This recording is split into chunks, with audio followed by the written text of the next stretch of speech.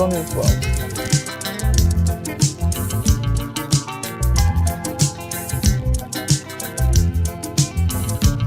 Hello everyone, welcome to Donna's World. Thank God it's Friday. Okay, so last Friday we talked a little bit more about assisted suicide or assisted dying bill, as it's known in the UK, whereby terminally ill people are, well, some of them are seeking the right to end their lives with a little bit of help from the doctor if they find living unbearably painful or distressing for whatever reason. And then, we announced that we were going to have a live streamed discussion about this very, very important topic. I always say it's important because it could apply to any human being on the planet. Could happen to me, could happen to you, could happen to any of our friends or relatives or work colleagues. That is, to become so ill that life becomes extremely difficult and we're maybe even very dependent on other people for basic things like going to the bathroom. Now, last Saturday was a symbolic day for me because that was the day of my mother's birthday. She would have been 89 last Saturday if she had lived. And so anyway, last Friday we announced that we were going to do this discussion on Saturday. And we tried, and we did get a couple of conversations in, like, for example, Patricia Wask, who's one of our regulars, got through on the phone, and another lady, one or two people managed to leave messages, written comments, but generally it was a bit of a disaster technically because we just couldn't connect to all the people who wanted to get involved, and we don't even know how many people wanted to get involved. So if you were one of those, because some of my friends later told me that they tried to jump on but couldn't. So if you were one of the people who wanted to participate in a lively discussion, a lively live discussion about assisted dying and your own experiences of it, like my experience is that I always felt as if my mother would have been rather pleased if someone had helped her leave the pain that she was going through sooner than she did. But then again, I also know that she was a very devout Catholic and may have also wanted to stay alive because that was God's will. She would probably have taken the view that God would take her when he was ready, and it was not her place to interfere with that process. And I was hoping that when we had the discussion that you would all come up with your own stories, or even just express objective opinions, even if you'd never personally experienced a terminally ill or just very, very sick person in your home or your life. So apologies, it could have been a great chat, but it didn't really happen. In the end, it was just me and Patricia and a couple of comments. So sorry if you tried and couldn't get through. In the new year, at some point soon, we are going to attempt to do the same thing, not just on assisted dying, but on other topics. But this time we're going to try, because I think there are sort of technical glitches around YouTube live streaming, which I can't easily see a way around. And I think I would prefer to try the Zoom format where everyone can be seen and heard if they want to be seen and heard, or some people might just want to jump on and listen and block their faces, make sure that, block their cameras. And some people may want to talk but not be seen. Some people may want to be seen and to talk.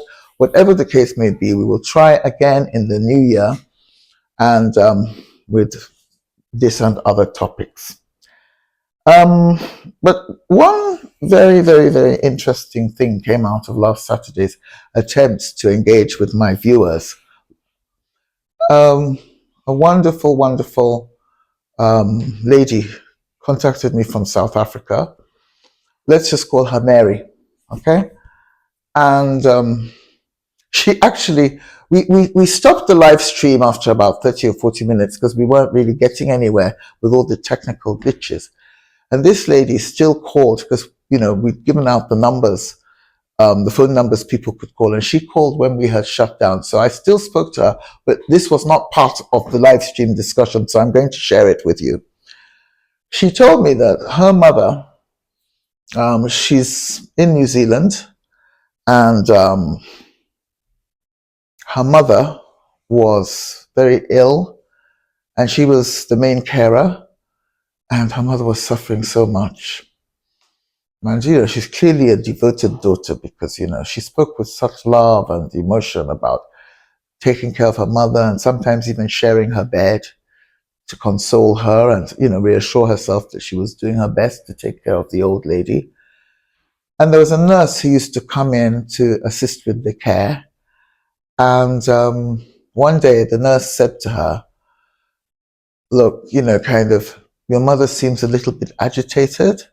So she gave her a bottle of some concoction and said, this will calm her down a little bit. And, it'll be a nice, relaxing sedation for her. She didn't tell Mary how much she should give her mother. She just said more or less, if I remember rightly, just give her a teaspoon whenever she seems a little unsettled. So Mary did this 2 or 3 times. And long story short, her mother passed away soon afterwards, within a day or 2 of the nurse giving her this medicine. And it was only later that she discovered that what the nurse had done was give her something that slows the heart down. So in other words, the nurse had deliberately the nurse had kind of if you like, manipulated her into dispatching her mother. So her mother died, and it was probably a direct result of this medicine she had been unwittingly giving her, just as if it was cough medicine or a headache pill or whatever. Of course, we will never know the motives of that nurse. I mean, maybe she's one of these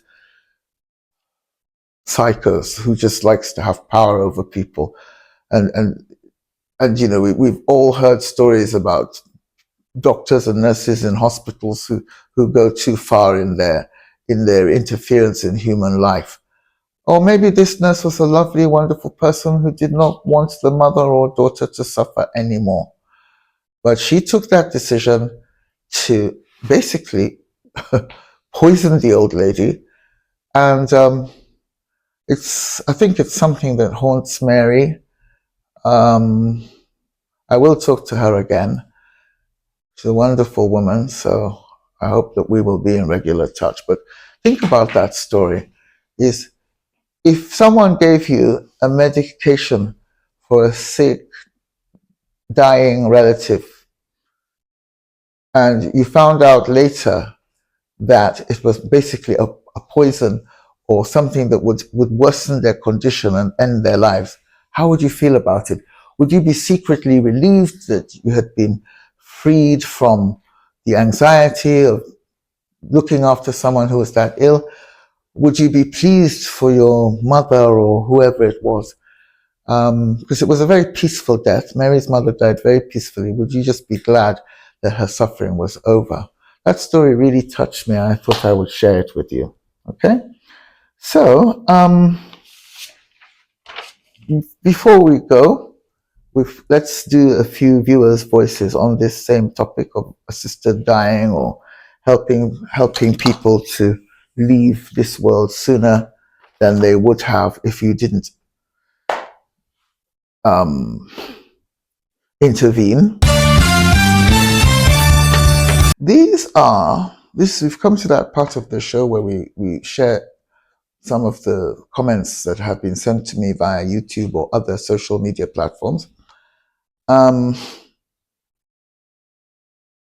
These were sent like 2 weeks ago, and we were going to discuss them on the live stream last weekend, but we didn't get a chance, so I'll read them now, or at least summarize them. From Mary Jane Wilson. Oh, this is about a different topic. Thank you, Mary. You're talking about my clothes and the time when my sister came on to explain the American election results to us, because she was in America when Donald Trump won and our favorite Kamala Harris lost. Okay, this is mixed topic. Mary Jane. She says, I was a hospice nurse for 4 years before retiring. When death is imminent, it is a blessing so people can pass with comfort. I am Catholic and I cannot agree with assisted suicide, but I do not judge people and can understand how maybe some people feel. It is sad to be depressed and miserable or to have to watch a loved one fade away slowly. God bless you for caring for your beloved mother. Thank you, Mary Jane. And then there's someone called Video 30, and she says, or he, thank you for opening up this conversation, Donny. I'm a practicing Catholic, so the discussion is always rooted in the sanctity of human life for me. But as with most religious positions, I find that this one is easily defensible using logic and reason. For every scenario that paints a dignified, empowered, perfectly orchestrated exit, there are countless more examples, which are becoming the majority here in Canada where I live, of cases where someone would make this choice for the reasons you gave. They don't have enough money, they don't have enough access to healthcare or resources, there's no one to take care of them. And, people are suffering, or worse, sorry, there's no one to take care of them, or worse, no one who cares whether they live or die. Perceived or actually true. In other words, maybe nobody really cares about them. Maybe that's just what they think, but they may not be right. It is for these ones suffering in a different way, who are unfortunately countless in our world today, that we must not allow assisted dying to become part of our systems or one of the healthcare options or social norms. As you said, there have always been ways to help people along towards their dying, and certainly to minimize, if not eliminate, pain.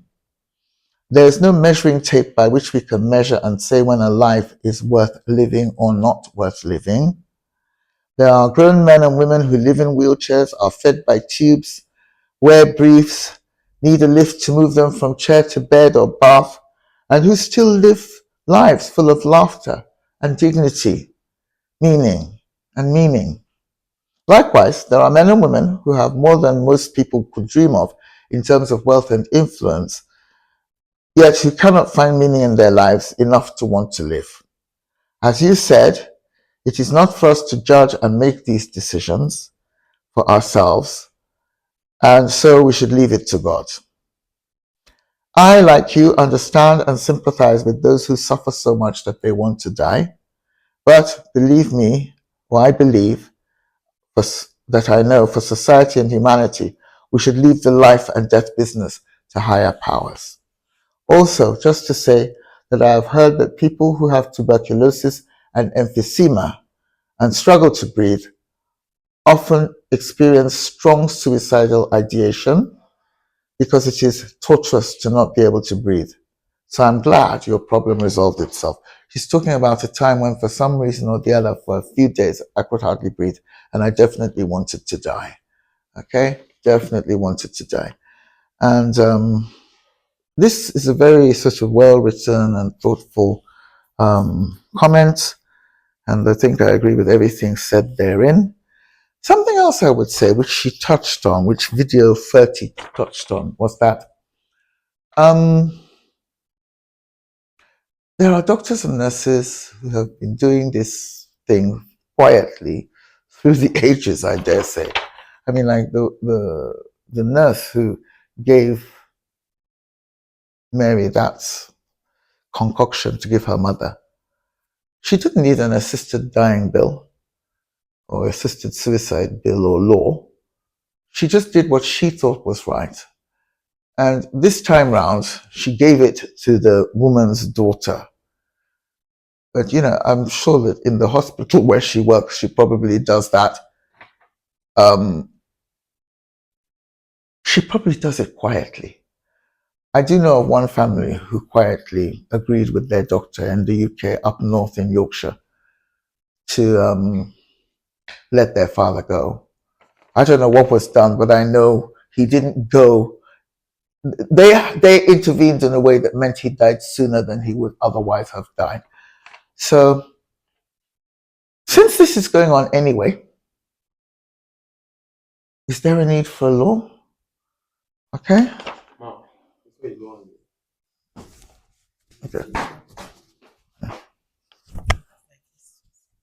Okay. So sorry about that. Okay. So finally, I'll just read another one or two comments. One is from Stefania Maroni, who's one of my best friends, one of the ladies I went to Italy with last month. And she used to work for the European Union, and she used to work in Brussels. And she says, in Belgium and in the Netherlands, it has been regulated for decades. Rules are not made for Catholics only. Everybody has a right to decide. And if impaired due to terminal diseases, you can leave that instruction. The general gist of what Stefania is saying is that she actually was born Catholic, being Italian herself, but clearly does not believe in this whole Catholic thing about leave it to God if you're suffering. She believes everybody has a right to decide how they go and when they go. And she says that in some European countries, there are provisions, legal provisions for that. And then Patricia, she already spoke last week, so on the live stream about this topic. So I won't repeat her now. And Emma J. Music says, if it takes an overdose to halt ongoing chronic pain, lack of any dignity, and psychological trauma to remaining loved ones, so be it. Up the dose. Man often has to assist with life coming into this world. I don't think it needs a law for this to happen. It has been happening for decades.